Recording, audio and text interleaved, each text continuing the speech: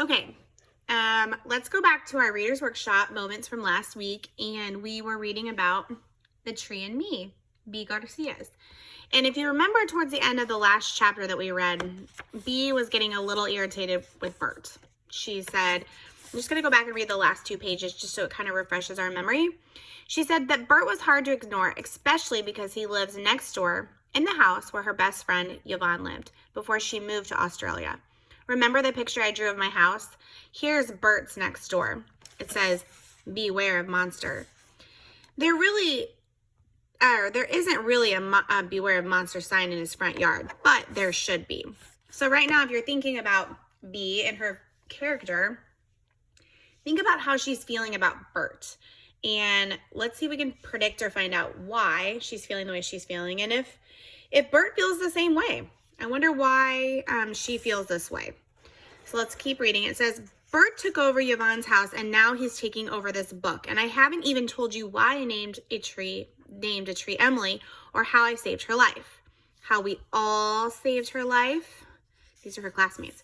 Right. Judith Einstein is always 100% right. So let's start over. Okay, so now it sounds like she wants to give a different perspective of what's happening, because is she letting Bert take over her story of the tree? Yes. So she doesn't want to focus on Bert right now, but she wants to focus on Emily the tree. So chapter 2, introducing Emily for the second time. This is Emily right outside my classroom window. She is so big, I can't fit her on one page. Here I am chasing squirrels around Emily's giant tree trunk. I wish. Here I am throwing acorns at Bert. He can't see me. You can definitely tell how she feels, correct? Yes. Now I'm flying high like a bird from the top of Emily. Almost. Bea. Is she imagining? Yes, it sounds like this tree kind of gets her carried away when she's at school. I'm assuming that might be her teacher. She's still dreaming or fantasizing. Beatrice, please stop daydreaming and pay attention. We're all writing short poems about trees. Here, I really am trying to write a short poem about a tall tree named Emily. I wonder if she's struggling or if she has some good ideas. What do you guys think? But first, I'm going to tell you why we named a tree Emily. It wasn't just me. It was Einstein and me. We named Emily the tree for Emily Dickerson, our school, which was named for Emily Dickerson, the poet. Einstein is probably the only kid in school who knows that Emily Dickerson was a poet, or knows one of her poems. Hope is a thing with feathers. Sounds like she's reading part of a poem of Emily Dickerson, and we are going to study poetry here when we get back from spring break. I'm not sure what that means, but it makes me think of flying. Emily is the biggest tree on the playground. Every recess, Einstein and I run to her. It makes me think about Lexi and Quinn, how you guys would always want to take your little notebook and go straight out to the tree. It's our secret meeting place, even though it's right in plain view. The other kids race off to play Foursquare or basketball or monster tag. And yes, you know who is always it. Who do you think's always it? Bert, probably. Einstein and I sit under Emily. Einstein reads while I draw pictures. Sometimes we talk. Sometimes we get up and chase each other around Emily like squirrels. Sometimes we play a game called Observe. Einstein always wins because she knows the names of everything. I observe a nuthatch. Look, that little bird is walking upside down. Both observations actually are very good and very interesting. But that's okay. I always win when we play Imagine. Here's what I imagine we look like to a nuthatch. Upside down. Sometimes squirrels throw acorns at us, especially Zippy. But Emily always watches over us. It's like she's a big umbrella that protects us from sun and snow and you know who. Hey, Buzzy Bee. It's like the tree is actually talking. And this is actually a really interesting point. If you think about the big tree behind our classroom and on the playground, it's so large when you are underneath it. It does definitely feel like it's protecting you from other things like the weather. At first, we just called Emily the tree, but the didn't fit because if you look really closely, you can see, oh, look at that, a face. Do you see it? Emily says it looks like Emily Dickerson, the poet.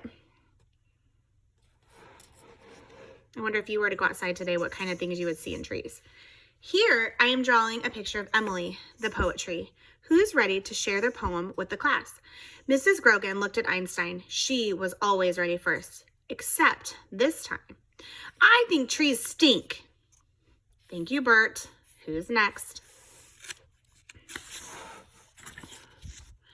Einstein didn't raise her hand.